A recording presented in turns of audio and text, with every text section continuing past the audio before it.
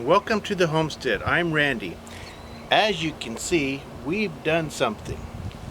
With the help of friends and family, lots of help from friends and family that is, in 2 days we turned the flat floor into a framed house.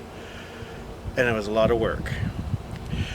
Let's go ahead and take a look at some of the highlights of getting the framing put up. I've mentioned it before, but in case you're new to the channel, what we're building here is actually it's a kit house provided by Endeavor Homes. And what that means is that the framing that you see came pre-framed. All we had to do is stand the walls up and connect them together, which is what we did over the weekend. It's designed to be a homeowner built kit, so that's what I'm doing, is homeowner building it. So let's go ahead and get into the highlights of standing the walls up, and when I come back I'll go over some of the mistakes that we came across and how we solved them.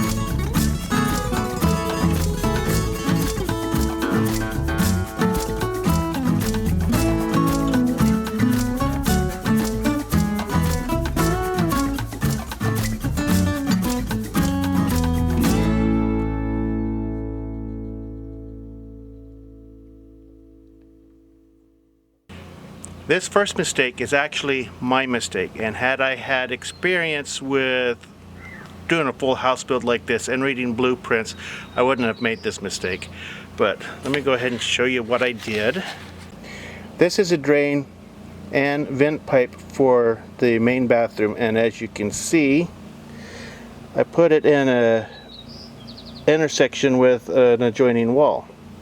So that means that the nailing blocks that they put in to nail the adjoining wall to interfered with my pipe. So I had to take one of the blocks out.